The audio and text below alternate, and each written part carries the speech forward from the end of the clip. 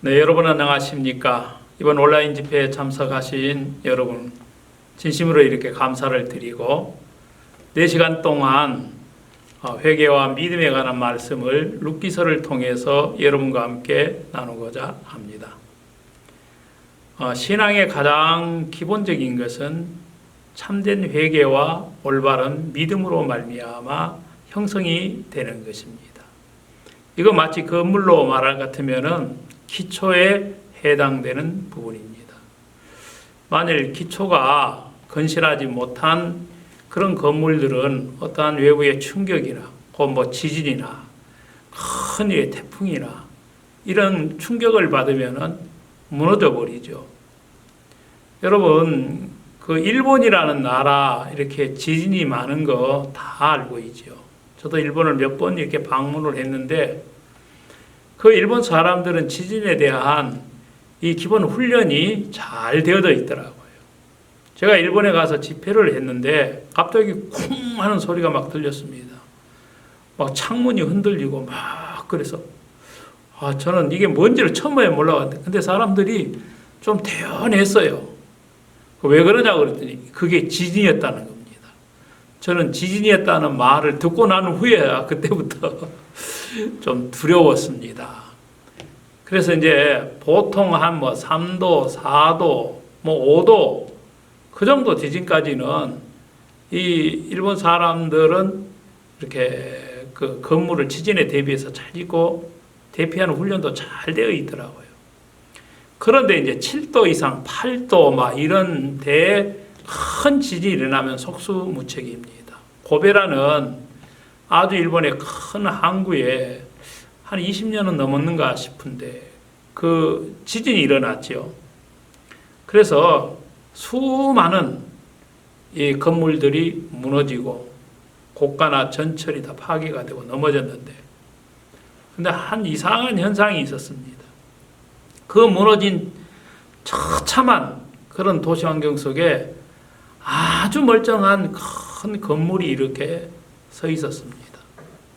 그 건물은 일본에서 지금까지 일어났던 모든 지진을 이길 수 있는 내진 설계가 된 아주 이렇게 잘 기초가 튼튼한 건물이었습니다. 그런데 그 지진으로 인해서 그 건물을 설계하고 그 건물을 시공했던 건설 회사는 대박을 맞이했습니다.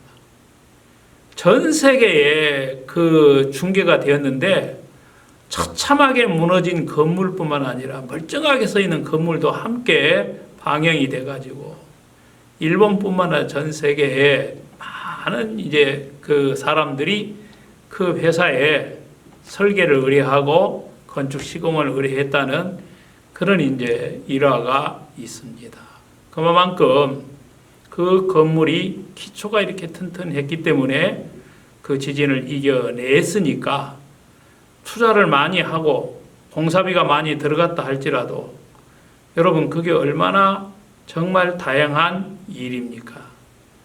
사람들이 사는 건물도 그럴진데 하물며 우리 신앙의 가장 중요한 이 믿음에 관해서 이 기초가 부실하다면은 언젠가 그 신앙은 무너지고 말 겁니다. 저는 제가 그 25살 되던 해에 군대에서 이 복음을 듣고 죄사함을 얻은 하나님의 큰 은혜를 입고 축복을 받았습니다. 죄사함을 받기 한 1년 전에 제 마음을 무겁게 눌렀던 말씀 중에 하나가 뭐냐면은 마태복음 7장 그 마지막 장면입니다. 거기 보면은 거짓 선지자에 대한 이야기가 나옵니다. 거짓 선지자는 이리가 양의 옷을 입은 사람, 상태를 거짓 선지자라고 말하는데 분명히 겉은 양 같은데 속은 일입니다. 사람들은 잘 분별을 못하지요. 근데 어떻게 압니까? 그 열매로 그를 아는 겁니다.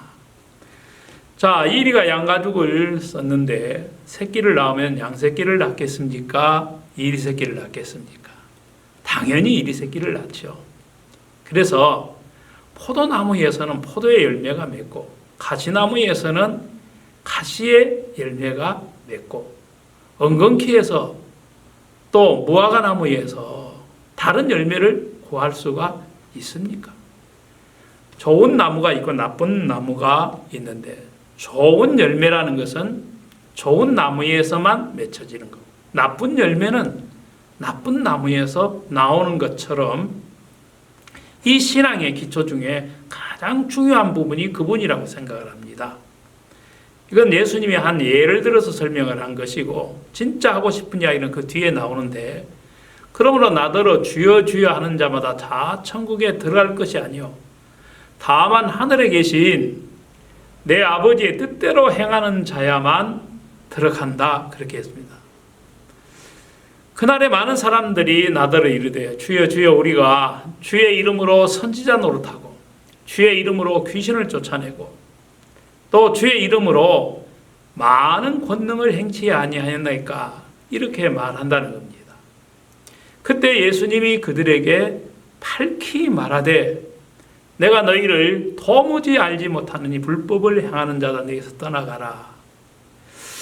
자, 거기서 예수님이 이제 이야기를 하셨는데 마지막 결론이 뭐냐면은 그러므로 예수님의 이 말씀을 듣고 행하는 자는 그 주초를 반석 위에 집을 짓는 지혜로운 사람, 반석 위에 집 짓는 지혜로운 자와 예수님이 이 말씀을 하셨는데도 불구하고 그 말씀 무시하고 자기의 생각을 따라 살아간 사람, 자기의 생각을 따라서 하던 신앙이나 그런 자기 생각에 기초한 믿음은 모래 위에 지은 집과 같다 그랬습니다.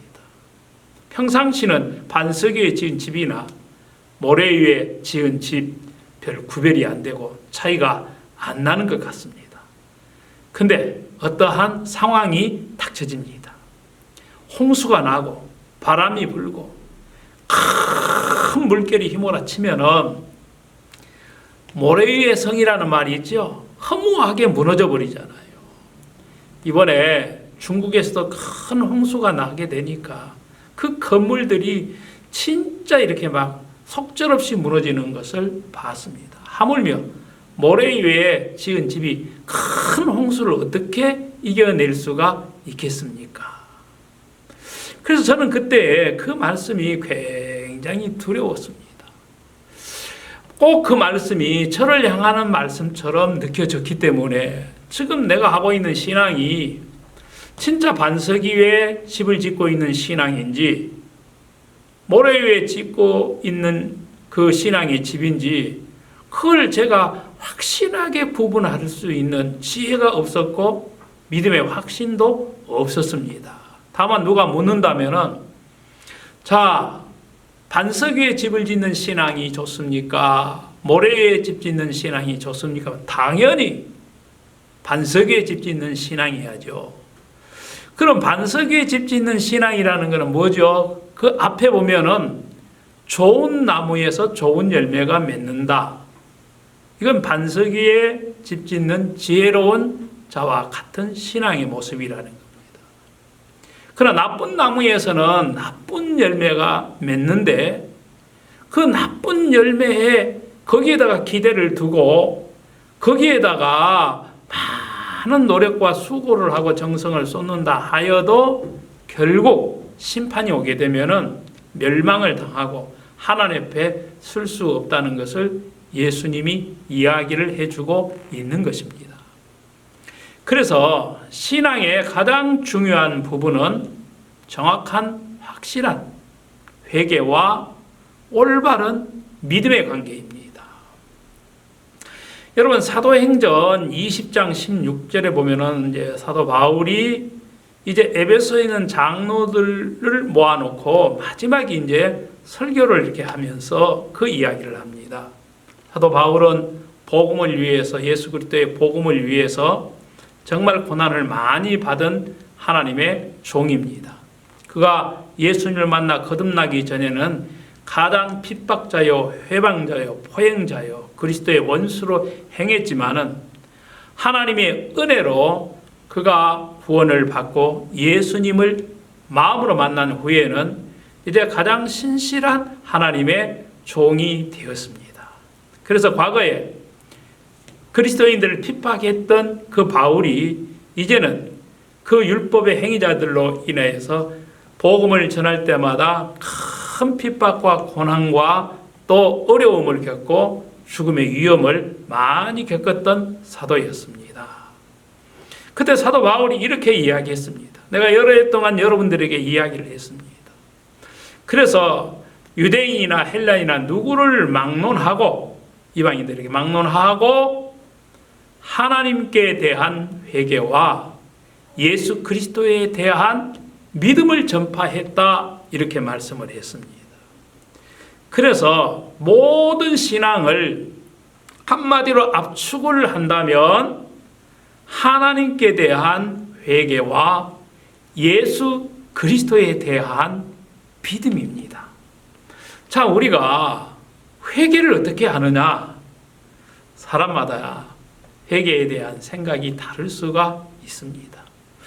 또 어떻게 예수 그리스도에 대한 믿음을 갖는 거냐? 사람마다 기준이 다를 수가 있습니다. 우리가 회개는 내가 내 자신에게 대해서 하는 회개가 아니고 여기서는 분명하게 하나님께 대한 회개라 그랬습니다. 오늘 저는 이런 하나님께 대한 회개와 예수 그리스도에 대한 이 믿음에 관한 부분들을 구약에 나오는 룻기서라고 하는 성경이 있습니다. 룻기서는 1장에서 4장까지가 있는데 제가 이번에 4번 말씀을 전하게 되었습니다. 그래서 오늘은 첫 시간이니까 룻기 1장, 두 번째 시간은 2장, 세 번째 시간은 3장, 네 번째 시간은 마지막으로 4장에 관해서 말씀을 이렇게 전하려고 하는데 그 룻기서에도 보면은 진정한 하나님께 대한 회개와 믿음에 대해서 하나님이 잘 이렇게 말씀을 해주고 있습니다. 자, 룻기서의 주인공은 룻이라는 사람이죠. 룻은 여자입니다. 모압 출신인 여자인데 예수님의 족보에도 오른 가장 믿음에 귀한 또 선진이기도 합니다. 그런데 이 룻이라는 뜻은 무슨 뜻이냐면은 친구란 뜻입니다. 친구. 저는 개인적으로 이 룻기를 참 사랑하고 또 룻기를 통해서 제 마음에 큰 위로와 힘과 또 용기와 또 행복을 이렇게 느꼈던 성경이기도 합니다. 정말 가장 저주를 받을 수밖에 없고 정말 법적으로 보면 인간적으로 보면은 도저히 하나님 앞에 설 수도 없고 들어올 수도 없고 하나님 앞에 예배도 드릴 수 없고 하나님 이름도 부를 수 없는 저주받은 이 모압 출신인 룻이 어떻게 거룩하고 영광스러운 예수 그리스도의 족보에 그 이름이 올라오고 하나님 앞에 가장 큰 은혜를 입은 사람이 되었는가? 바로 이 룻기를 통해서 하나님이 룻과 같은 우리 인간들이 어떻게 하나님 앞에 돌아와서 은혜를 입고 복된 삶을 살 수 있는가를 이야기해 주고 있습니다. 여러분, 이 룻기의 시작은 베들레헴에 살고 있는 엘리멜렉이라 하는 가족이 이제 기근을 드는 베들레헴에서 살기가 어려움이 오니까 어려움이 없고 양식도 풍부하고 전쟁도 없고 살기가 괜찮다고 하는 요단 건너편인 모압 땅이 있는데 그 모압으로 이주를 하게 됩니다. 일종의 이민을 가게 된 거죠. 우리나라도 참 이렇게 가난하고 어려울 때 저 우리보다 잘 사는 나라들로 이렇게 이민 가는 것이 꿈이었잖아요. 꿈을 안고 진짜 미국 같은 아메리카 드림을 이렇게 품고 갔습니다. 그래서 그들은 거기 가서 뭔가 정말 자기들이 원하는 꿈을 이루어보고 지금보다 더 나은 삶을 바라보고 이주를 했습니다. 여러분, 베들레헴은 어떤 곳입니까? 유다 지파에 속한 그 지역이기도 하지만은 베들레헴 그러면은 우리가 예수님을 빼놓을 수가 없습니다. 베들레헴 그러면 당연히 예수님과 연관이 되죠. 예수님의 출생. 예. 자, 베들레헴이라는 뜻은 어떤 뜻이냐면은 떡집이라는 뜻입니다. 빵집이죠. 예. 양식이 있는, 바로 양식이라는 그 뜻을 가지고 있는 이 베들레헴에 어느 해에 기근이 드는 겁니다. 참 기근 우리 인간 정말 싫어하죠. 제가 태어났던 해가 휴전이 되던 해에 태어났습니다. 정말 그때 저희 나라는 가난하고 정말 힘들고 한 사람 평균 수명도 이렇게 하고 전쟁으로 인해서 모든 국토가 다 파괴될 만큼 소망이 없는 그런 때였습니다. 세계에서 두 번째로 가난한 나라였어요. 유해이나 주의 원조를 받지 않으면은 나라 살림하기가 정말 어려웠던 그 시기에 저들이 태어났습니다. 그 가난한 시절에 태어났을 때 저들의 꿈은 보통 사람들의 꿈이 뭐 크지 않았습니다. 행복이 뭐냐? 배부르고 등 뜨시면 원이 없겠다. 그만큼 배고픔과 추위와 질병과 그런 모든 불안 속에서 정말 지금까지 살아왔다는 것 자체가 어떻게 보면 행복이라고 생각이 듭니다. 그래서 보이지 않지만은 기근은 무서운, 정말 우리에게 무서운 거였어요. 가난, 배고픔. 이 베들레헴에도 어느 해 기근이 들었습니다. 저는 성경에서 하나님이 그 이스라엘의 조상인 아브라함을 그 가나안 땅으로 이주를 할 때 그 땅을 약속의 땅으로 주셨거든요.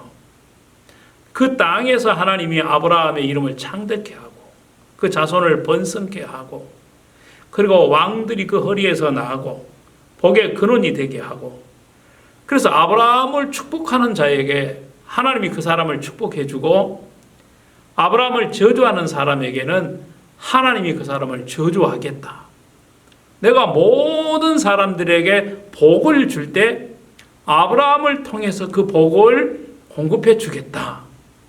그럴 만큼 가나안 땅은 그 이스라엘의 백성과 약속에 관계되는 그런 땅입니다. 정말 하늘의 별처럼 많은 자손들이 번성을 하고 그 땅이 복을 얻으려면은 늘 풍년 들어야 되고 어려움 없어야 되고 기근이나 질병이나 전쟁 없어야 안 됩니까? 우리 인간의 생각은 거기에 머물러 있습니다. 근데 성경에 보니까 그 가나안 땅에 종종 기근이 왔어요. 아브라함 때도 기근이 왔고 이삭 때에도 기근이 왔고 야곱 때에도 기근이 왔고 요셉 때에도 기근이 왔고 또 여기 사사기 그 룻기서 지금 엘리멜렉과 그 가족들이 이게 떠나게 되는 것도 기근 때문에 그리 했거든요. 기근은 우리 인간의 한계를 나타냅니다. 기근 앞에 장사가 없잖아요. 그렇죠? 누가 그 기근을 물리칠 수 있습니까? 세상의 권세자가, 세상의 학식이, 세상에 있는 어떤 인간의 힘이 그 기근이나 흉년 같은 자연을 어떻게 이길 수가 있습니까? 그래서 이 기근은 우리 인간에게 뭘 해주냐? 자기를 믿는 마음들을 내려놓게 하는 거예요. 또 이 기근을 통해서 양식이 얼마나 소중하다는 것뿐만 아니라 또 이 기근을 통해서 우리 인간의 연약함도 하나님이 가르쳐 주는 겁니다. 여러분, 지금 코로나로 인해서 저들도 이렇게 이제 온라인 집회를 합니다. 원래는 이제 예배당에서 많은 분들을 초청을 해서 함께 모여서 이렇게 집회도 하고 예배도 드리는데 저희들은 이제 예배도 지금 비대면으로 해서 지금 몇 달째 지금 온라인으로 또 줌을 통해서도 드리고 또 유튜브를 통해서도 이렇게 예배도 드리고 집회도 하고 우리가 활동들을 하고 있습니다. 정말 2020년 이제 시작되던 해 우리가 이제 2월 달부터 이제 코로나가 본격적으로 우리나라에 들어와서 지금 전국을 이렇게 참 어렵게 하고 있는데, 이건 비단 우리나라뿐만이 아니죠. 전 세계에 이 코로나로 인해서 사람들의 이제 왕래가 이제 이렇게 많이 중단이 되고 모든 활동이 이렇게 위축이 되어서 많은 사람들이 힘들어하고 고통을 당하고 있습니다. 어떤 지역적이고 국한적인 것이 아니라 전 세계적인 이런 현상으로 나타나 있기 때문에 더 그 피해가 크고 고통이 크다고 생각이 듭니다. 일종의 이 코로나 바이러스도 우리 사람들에게 기근이지요. 기근. 사람의 한계를 딱 묶어놓고 코로나에 가두어 버렸습니다. 근데 제가 성경을 이렇게 보니까 시편 105편 16절인가 시편 105편 16절에 보면은 여호와께서 기근을 명하사 그 땅에 임하게 하셨나니 이는 그들이 의뢰하는 양식을 끊으셨도다. 그 말씀이 나옵니다. 이야기는 이제 요셉 시대에 하나님이 애굽에 7년 기근을 내린 그 장면입니다. 그 7년 기근을 통해서 하나님이 그들이 의뢰하는 그들의 인간의 힘으로 준비하고 살아갈 수 있는 양식을 다 끊어버렸다고 말씀을 하셨어요. 그럼 그 기근이 왜 왔느냐? 비가 안 왔으니까 기근이 왔지. 기후 환경이 안 좋아지니까 기근이 왔어. 물론 그 표면적으로 보면 맞습니다. 그러나 성경은 그럼 그 일을 누가 행하셨느냐? 하나님이 기근을 명했다 그랬습니다. 기근아, 애굽 땅에 임해라. 그렇게 말씀을 하셔서 기근이 애굽 땅에 임했다고 하는 거죠. 여러분, 정말 믿어지십니까? 아니, 세상에 그런 말이 어디가 있어? 기근이야 비가 안 오고 뭐 이상기후가 있어서 이렇게 오는 거지 무슨 하나님이 그걸 명하셔. 난 예수 믿는 사람들이 좀 싫은 게 뭐든지 다 하나님이 하셨다. 하나님이 하셨다. 그런데 저도 옛날에 그렇게 생각을 하고 또 그것이 이해가 되지 아니했습니다. 그러나 분명히 정말 이 세상의 모든 만물을 주관하는 주관자가 창조이신 하나님이십니다. 그분이 기근을 불러서 그 땅에 하나님이 아닌 다른 것으로 살아갈 수 있는 마음들을 다 하나님이 끊어내시고 비우게 하시는 거예요. 요셉이라는 사람이 바로왕의 꿈을 해석을 해줬는데 7년 풍년 뒤에 7년 흉년이 오면은 흉년 때에 양식이 얼마나 이제 핍절하든지 모든 풍년에 있었던 기억을 다 잃어버리고 사람들이 죽게 됩니다. 그럼 어떻게 그 다가오는 흉년 기근을 이겨낼 수 있느냐 하면 풍년 때 양식을 저축을 해야 됩니다. 너무나도 당연한 거잖아요. 하나님이 바로왕에게 앞으로 될 일을 미리 보여주셔서 바로왕으로 하여금 이를 대비해서 살 길을 준비하라고 하신 겁니다. 그래서 왕은 총명하고 지혜 있는 자를 세워서 이 일을 하시면은 능히 기근이 와도 기근을 이길 수가 있습니다. 그때 바로왕이 그 요셉의 해석을 듣고 감탄을 하잖아요.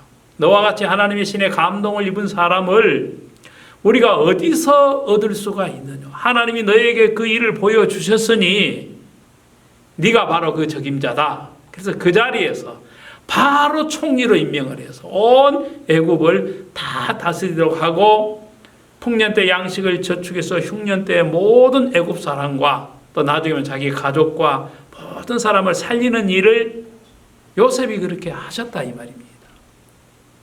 하나님은 요셉을 통해서 장차 치리자로 삼고 생명을 살리는 그 당시 진짜 생명의 구원자로 세우셨지만 아무도 그 요셉을 주목지 아니하고 귀히 여기지 아니했습니다. 어떤 사람들은 요셉을 그냥 그 추행범으로 몰아서 감옥에 집어넣고 시기하고 질투하고 어떤 사람은 노예처럼 이렇게 알아봤습니다. 그러나 그 요셉이 아니면은 애굽 사람들 나중에 다 죽게 되는데 하나님이 그래서 요셉을 드러내기 위해서 요셉에게 하신 하나님의 말씀을 이루기 위해서 기근을 불렀습니다.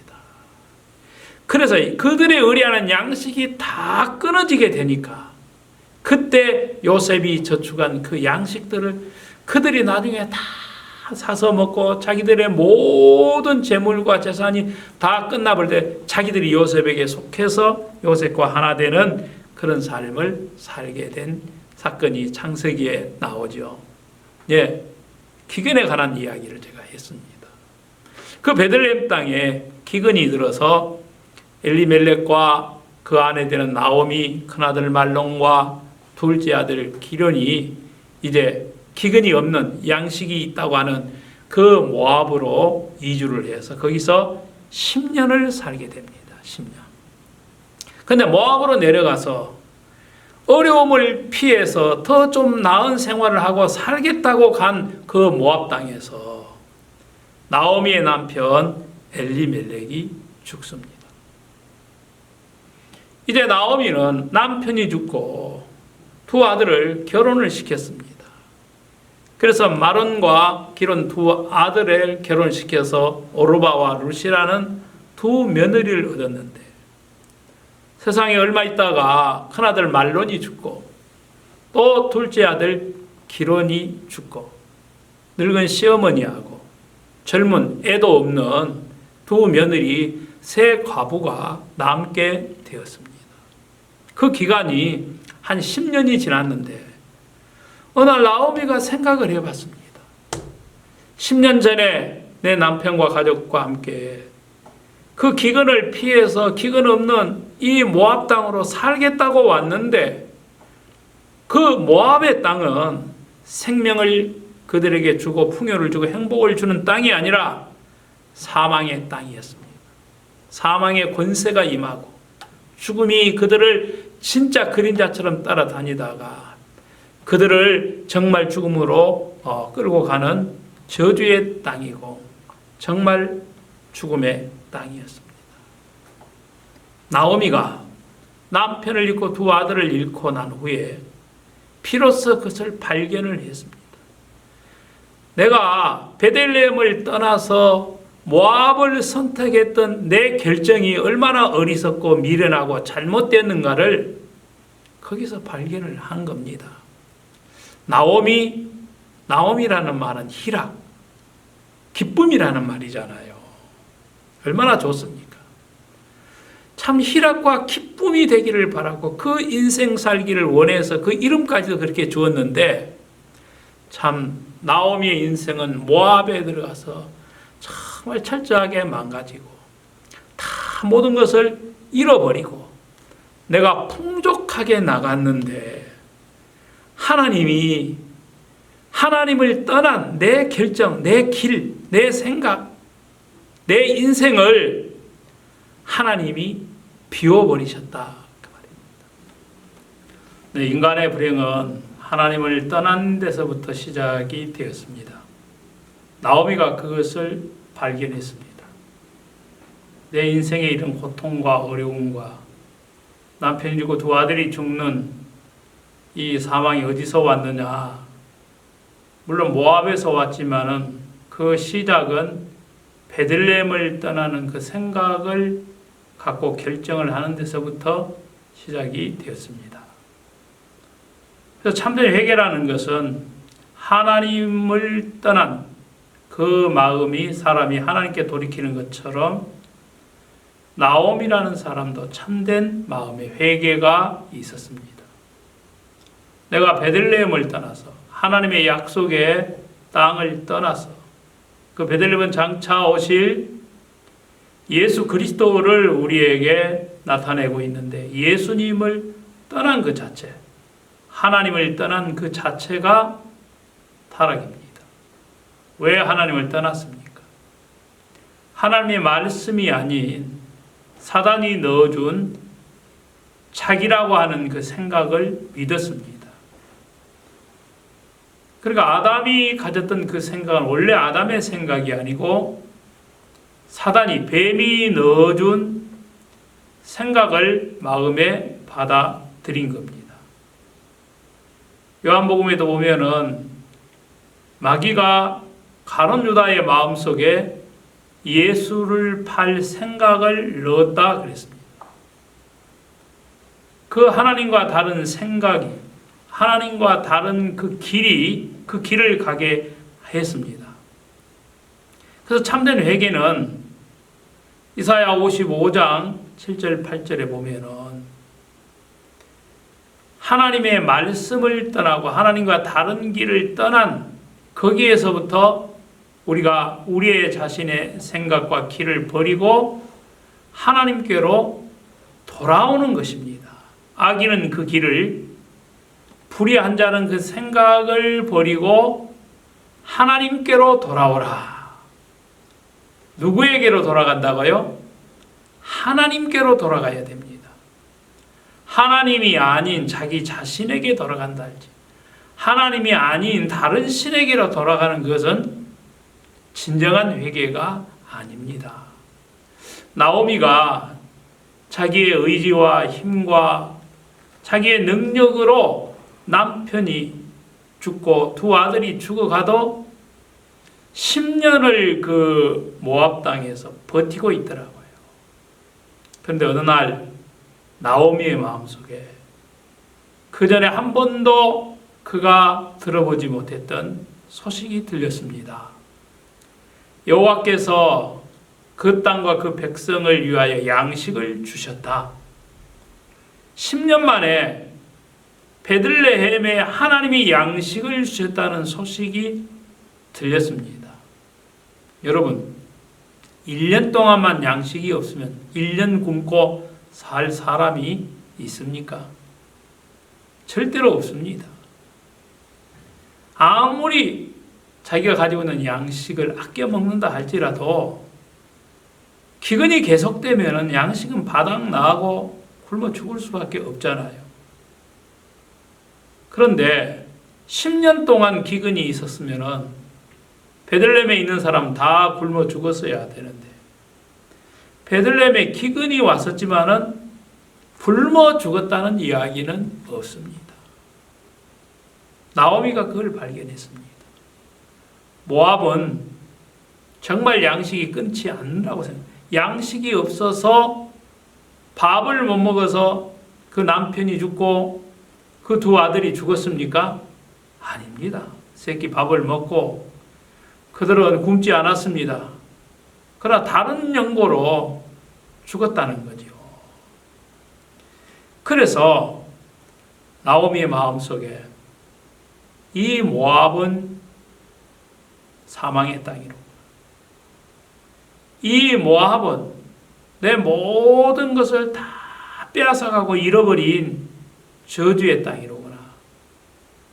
자기가 선택한 그 길과 생각이 처음부터 잘못되었구나. 그런데 하나님은 그 기근 속에서도 자기 백성들을 먹이시고 입히시고 보호해 주셨구나. 여호와께서 그 베들레헴과 그 성민들을 권고했다. 생각을 하셨다. 불쌍히 여기셨다. 그런 뜻이죠. 권고라는 말이. 노아 홍수 때도 그 권고라는 말이 나오는 거예요. 하나님이 노아와 그 방주 안에 있는 모든 생물을 권고하사 물을 감하게 하셔서 방주에 나와서 새로운 삶을 시작하게 하신 분이 바로 하나님이셨습니다. 나오미가 그 소식을 들으니까 그때 정신이 드는 겁니다. 그래, 내가 돌아가야 할 곳은 베들레헴이야. 그 베들레헴은 하나님의 약속이 있는 곳이야. 기근이 들고 어려움이 있고 고난은 있을지언정 그 땅은 생명의 땅이고 약속의 땅이야. 그래서 그 마음에 모압에서 베들레헴으로 돌아가기를 마음의 뜻을 정했습니다. 뜻을 정하고 이제 돌아가려고 그러니까 두 며느리가 있는 거예요. 며느리에게 아마 이야기를 했을 겁니다. 이제 나는 내 고향인 베들레헴으로 돌아가야 되겠다. 나는 베들레헴에 돌아가도 뭐 빌붙일 밭도 없고 아무것도 없다. 나는 다 모압 땅에 와서 망했다. 너희들은 아직 젊으니까 좋은 신랑 만나서 새로운 출발을 하라 하고 두 며느리에게 이야기를 하니까 두 며느리가 한결같이 어머니 무슨 말씀을 그리 하십니까? 저희들이 그 나이 많으신 어머니를 우리가 버리고 우리끼리 잘 산다고 가는 게 말이 됩니까? 어머니, 저들도 어머니를 따라가겠습니다. 오르와 루트 며느리가 그렇게 시어머니를 쫓겠다고 따라 나섰습니다. 그러나 나오미는 정말 이 모압 두 며느리가 진정으로 나오미가 믿는 하나님, 나오미와 그 백성을 공고하신 하나님을 믿는 믿음으로 따라오는가? 아니면 그들이 체면이나 형편 때문에 따라오는가? 그 진정성을 알고 싶은 거예요. 여러분, 사람이 이렇게 살아가면서 마음에 없는 이야기 할 때가 참 많이 있잖아요. 저도 그런데 좀 익숙한 사람입니다. 마음엔 좀 싫어도 싫다는 이야기를 하게 되면 상대방이 어떡할까? 내 체면이 어떡할까? 주위의 사람들이 나를 어떻게 생각을 할까? 그래서 싫지만, 속마음은 싫지만 겉은 싫지 않는 것처럼, 그렇죠? 예. 그런 이중적인 그런 생각에 익숙해져 있는 것이 아마 저를 비롯해서 대부분의 사람들의 살아가는 마음의 모습일 겁니다. 아마 그것이 어떻게 보면은 세상을 살아가는 처세일지도 모릅니다. 그러나 우리가 사람 앞에서는 그렇게 할 수 있죠. 왜냐하면 사람 마음의 중심까지를 모르니까. 그러나 하나님 앞에서는 절대로 그럴 수가 없는 것이, 하나님은 속이지도 않고 썩지도 않고 숨길 수도 없는 분이 바로 하나님이시기 때문에 그렇습니다. 그래서 그들의 진정성 있는 마음을 알고 싶었습니다. 두 며느리가 따라오는데, 가거라, 가. 나 따라와도 별 너희들이 기대하는 거 내가 채워줄 수 없어. 하나님이 나 다 망하게 했어. 여러분, 나이 늙고 재산도 없고 이제 아무것도 없는 그 사람이 뭘 바라보고 따라오겠습니까? 이제 모압과 또 이스라엘 나라의 국경선에 왔습니다. 그때 오르바는 그 모압과 그 신에게로 돌아갔다고 이야기를 했습니다. 거기서 이제 우리가 볼 수 있는 것은 오르바가 자기 좋은 마음으로 하나님을 따르고 섬기겠다, 나오미를 따르고 나오미의 백성인 이스라엘 백성의 그 베들레헴으로 돌아오겠다, 그건 불가능한 겁니다. 우리 사람이 살아가면서 사람이 할 수 있는 일이 있고 사람이 할 수 없는 일이 있습니다. 신앙도 그렇습니다. 내가 열심히 하면 나 신앙생활 잘할 수 있어. 그런 사람들은 자기를 믿지 진짜 누구 말을 믿겠어요? 그럼 어떤 사람이 진짜 믿음을 갖기 쉽습니까? 나는 진짜 할 수가 없어. 내가 해봤거든. 노력도 해봤거든. 내가 결심도 해봤어. 내 나름대로 최선을 다해봤어. 그러나 그게 한계야. 이제 나는 스스로 내가 아무것도 아니로구나. 뭔가 마음만 먹으면 할 수 있다고 생각을 하고, 기근도 피해서 살면 얼마나 잘 살 수 있다고 생각했던 자신의 지난날의 모습을 돌아보면 한없이 부끄럽고 또 후회스러운 그런 장면들이 얼마나 마음에서 많이 정말 나오미의 마음속에 떠올랐겠습니까? 오르바를 보면서 아마도 나오미는 과거의 자신의 모습을 돌아본 듯 했을 겁니다. 이제 둘째 며느리인 룻이 있습니다. 며느라, 네 동서도 저 모압으로 돌아가서 네 고국으로 돌아갔어. 너 모압 출신은 이스라엘 나라에서 우대받지 못해 사람 취급 못 받는 곳이야. 이스라엘 사람들은 선빈 사상이 강해가지고 순혈통주의야. 아브라함의 자손 아닌 사람은 인간 취급도 안 하는 곳이야. 너 그거 견딜 수 있어? 아마 마음속으로 그런 생각을 많이 했을 겁니다. 너도 네 동서 오르바를 따라서 가거라 가. 좋은 신랑 만나서 잘 살아라. 그동안 너희들과 함께 잘 살려고 했지만 어쩌나 하나님이 네 남편 데려가고 나를 망하게 하셨으니 내가 더 이상 너희들을 붙들 힘도 없고 설령 내가 오늘 남편을 만나서 자식을 낳는다고 한들 그 자식이 장가갈 때까지 너희들이 기다릴 수 있겠느냐. 하나님이 나를 치셨으니까 나는 괴롭다. 가거라. 그때 룻이 뭐라고 이야기했습니까?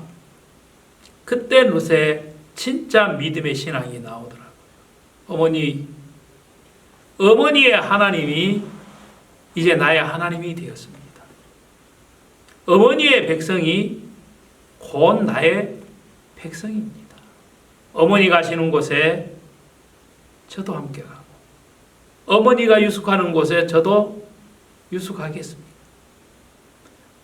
어머니가 어려움을 당하면 저도 어려움을 당하고 어머니가 밥을 굶으면 저도 굶겠습니다. 이제 어머니와 저는 하나입니다. 내가 만일 죽는 일 외에 어머니를 떠난다면 내가 하나님께 저주를 받을 사람입니다.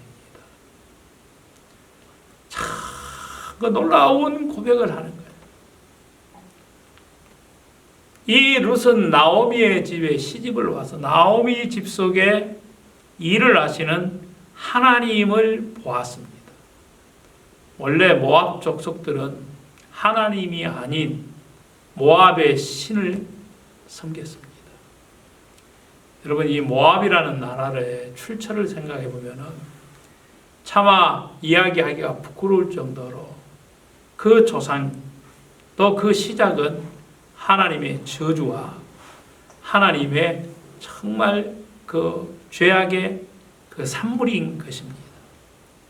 아브라함의 조카 롯이 소돔과 고모라 성에서 이제 살다가 그 소돔과 고모라 성이 멸망을 당할 때 롯의 가족들을 하나님이 이끌어내 주셨습니다. 결국 롯은 그 두 딸과 술 취해서 동침을 해서 낳는 그 두 아들이 모압과 암몬입니다. 이 롯은 육신적인 신앙인의 모습이거든요. 그는 좋은 형편을 따랐고 눈에 보이기 좋은 자기의 어떤 생각을 따라서 결정을 한 결과가 소돔과 고모라요 그 열매가 모압과 암몬입니다. 그래서 에레미야 48장 11절에 보면은 모압에 대한 경고, 즉 말해서 모압에 대한 저주가 나옵니다. 예로부터 모압은 어려움도 없이 평안했다. 그들에게는 정말 인간적으로 봤을 때에 여러 가지 많은 것들이 있었어요. 전쟁에 져서 포로로 잡혀본 적도 없고 마치 술의 찌꺼기가 그대로 남아있어서 이 그릇에서 저 그릇으로 옮겨진 적이 없고 맛이나 그 모양이 변하지 아니했다. 그게 모압의 특징입니다. 다시 말해서 모압은 평안했다. 그 말은 모압의 안위를 말합니다. 그 모압은 저주를 받고 하나님의 심판을 받는 백성인데도 안일했거든요. 안일했거든요. 그러니까 그들은 하나님께 돌아와야 할 필요도 못 느끼고 또 하나님을 찾지도 않는 그런 사람의 모습을 모압을 통해서 이야기를 해 주었습니다. 룻은 그걸 분명히 알았습니다. 이 모압 땅은 사망의 땅이고 죽음의 땅이구나. 나는 이곳에 태어났지만은 그래도 내가 하나님을 아는 우리 시댁을 만나서 거기서 하나님을 보았어. 하나님이 일을 하는 것을 보았어. 하나님은 모압 땅은 죽음의 땅이라는 것을 내게 분명히 보여주셨어. 우리 시아버지와 우리 남편과 우리 또 뭐라고 그럽니까? 시동생과 이런 사람들을 통해서 분명히 알려주셨어. 근데 어머니를 통해서 10년이 지난 후에 베들레헴 땅은 하나님이 권고하시고 생각하시고 긍휼히 그 백성을 위하여 양식을 주셨어. 그 베들레헴 땅은 어려움과 고난은 있지만 죽음이 없는 생명의 약속의 땅이야.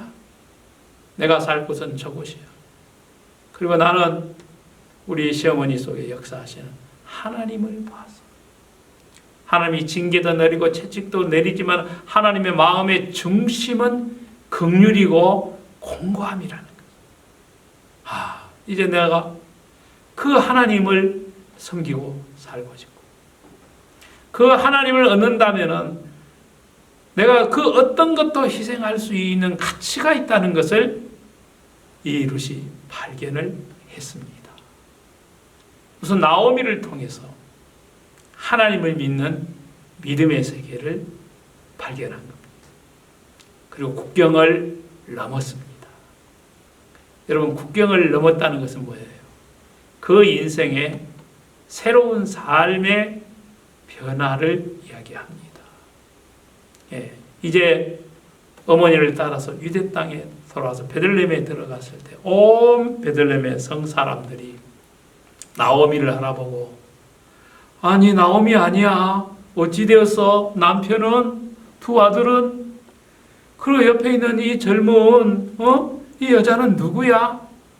많은 베들레헴 사람들이 나오미가 귀향하는 것을 보고 이제 이야기를 했습니다. 그때 나오미가 자기를 아는 모든 사람 앞에 이런 고백을 합니다.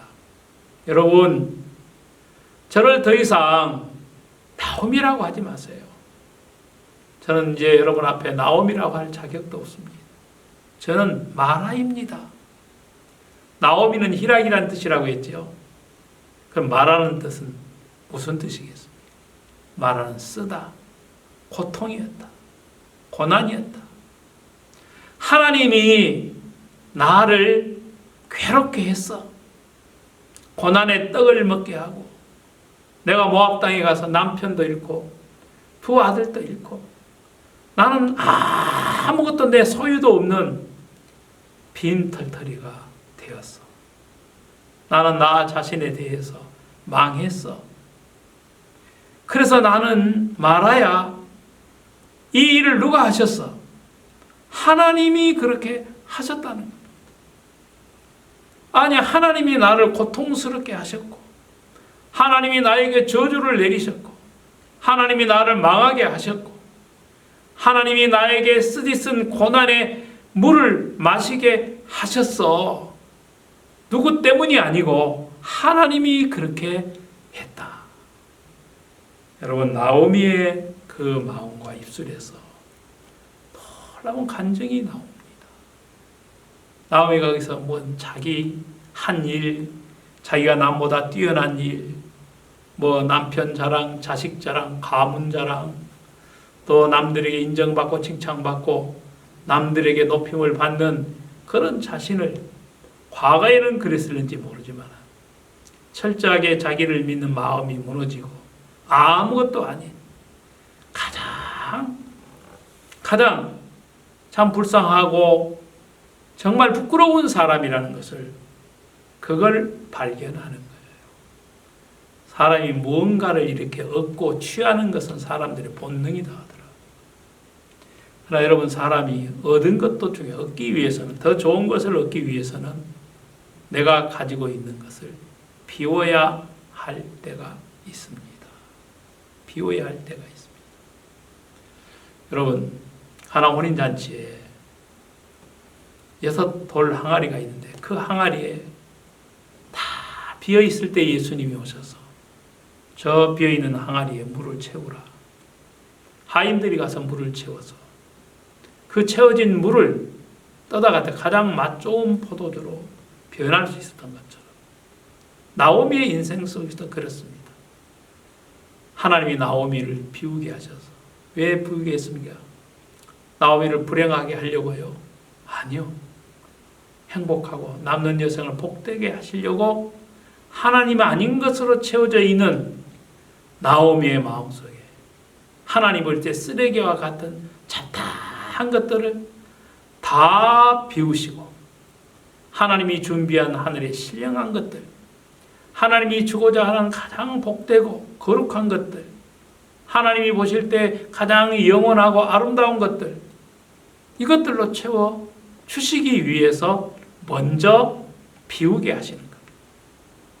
우리가 정말 하나님의 아들 예수님을 믿으려면 먼저 예수님 아닌, 하나님이 아닌 다른 것을 믿었던 내 생각 모든 것이 다 악하고 추하고 더럽고 악분이라는 것을 하나님이 그걸 깨닫게 해주셔서 그런 자신을 믿는 마음과 자기 하나님 앞에 자기가 가지고 있는 자기의 의의를 하나님이 다 무너뜨리고 하나님이 그것을 다 비우게 하셔서 빈 그릇으로, 빈 마음으로 하나님 앞에 돌아가게 하시는 것입니다. 그래서 참된 회개는 뭡니까? 자기가 뭔가 이렇게 되어져서 들어가는 것이 아니라 빈 마음으로 이제 오직 하나님의 긍휼과 하나님의 은혜와 하나님의 공고하심 외에는 다른 것을 기대할 수 없는 그 마음이 바로 진정한 회개된 마음이라고 할 수가 있습니다. 그래서 오늘날 우리가 생각하고 있는 이 회개와 하나님이 보시는 이 회개에 차이가 있지요. 여러분 누가복음 15장에 보면은 탕자의 비유가 나옵니다. 둘째 아들이 아버지를 떠났습니다. 왜 떠났습니까? 아버지와 다른 마음을 가지고 있었죠. 왜 다른 마음을 가지고 있었죠? 다른 생각, 자기를 믿는 생각이. 그래서 그는 아버지의 집이 아닌 다른 나라를 동경하고 그 나라가 좋아 보였습니다. 그래서 아버지의 재산을 자기 것이라고 생각을 했어요. 아버지, 내가 둘째 아들인데 둘째 아들인 내게도 그 줄 유산 안에 있습니까? 아버지 이제 저도 컸습니다. 어린애가 아닙니다. 그거 주시면은 제 나름대로 제 인생을 제가 설계하고 멋지게 한번 살아보겠습니다. 졸라댔습니다. 아버지가 그 재산을 나눠줬을 때 그는 즉시 그 재산을 이제 가지고 먼 나라에 가서 하나님은 어떻게 예수님은 이야기했지만 그는 아버지를 떠나는 순간 허랑방탕했어요. 아버지를 왜 떠나게? 아버지와 다른 생각과 아버지와 다른 길이 있었고 아버지와 다른 세계가 있었기 때문에 그는 몸은 아버지 집에 있었지만 이미 마음은 먼 나라에 가 있었는데 어느 날 기회가 되어서 먼 나라로 가서 허랑방탕한 삶을 살고 죄짓고 창기와 더불어서 아버지의 재산을 다 허비하는 마치 나오미의 가족들이 모압에 내려가서 산 10년의 삶과 탕자가 아버지를 떠나서 먼 나라에 가서 산 삶 똑같은 삶입니다. 이제 그 나라에 기근이 들고 흉년이 들어서 돈도 떨어지고 그가 가지고 있는 모든 자기의 것이 바닥나고 비어져 있을 때 이제 그는 할 수 없이 정말 이 목에 풀칠을 하기 위해서 돼지 치는 농장에 가서 돼지를 치는데 거기에는 만족이 없고 거기는 채움이 없는 곳이었어요. 돼지 먹는 쥐염 열매로 줄인 배를 채우고자 했지만은 그는 죽어가고 있는 자기 자신을 느꼈습니다. 죽음 앞에 서 있는 자기 자신이 보여졌습니다. 우리 아버지 집에는 양식도 많고 품꾼도 많은데 그 품꾼들은 아버지 일하면 품삯도 받고 새끼 밥도 먹고 새참도 먹는데 나는 여기서 뭐하나 밤낮 죽어라고 더러운 돼지 치지만은 여기는 소망도 없고 죽음뿐이네. 이러다가 내가 여기서 줄여 죽는구나. 그 생각이 들어왔어요. 처음으로 자기의 모습을 발견하게 되었습니다. 내가 여기서 왜 죽지? 처음에는 먹을 양식이 없어. 왜 양식이 없지? 우리 아버지 집에는 양식이 많은데 근데 나는 왜 죽어? 내가 아버지를 떠났었구나. 아버지를 떠날 수 있었던 자기를 믿는 마음이 다 무너지게 되니까 아버지 집을 생각을 하게 되고, 그러면 내가 살 수 있는 길은 뭐야? 더 열심히 돼지우리에서 일을 하고 노력하고 어떻게든지 살아보려고 발버둥을 쳐야 되는 게 아니라 아버지를 떠난 그 자체가 죄인 걸 깨닫고 아버지께로 돌아가는 거잖아요. 이게 하나님께 대한 회개라는 것입니다. 아버지를 떠난 탕자가 아버지께로 돌아가는 것처럼 하나님을 떠난 인간이 하나님께로 돌아가는 것이 진정한 회개입니다. 돌아가면서 아버지가 날 받아주실까? 그 많은 재산 어디다 썼느냐고 하면 뭐라 할까? 아니 정확하게 아버지의 마음은 모르지만 그러나 내가 살 수 있는 곳, 나를 이 죽음에서 벗어나기 양식이 있는 것은 아버지 집 외에 다른 길이 없으니까 더러운 옷을 입는 그대로 다 떨어진 신발과 냄새나는 옷을 입고 터벅터벅 걸어가는데 그 예수님의 비유에 보면은 아직도 거리가 먼데 아버지는 멀리서 아들이 돌아오기를 기다렸다는 듯이 달려가서 아들의 목을 안고 입을 맞추고 아들을 이렇게 품어주시는 거예요. 잘 돌아왔다.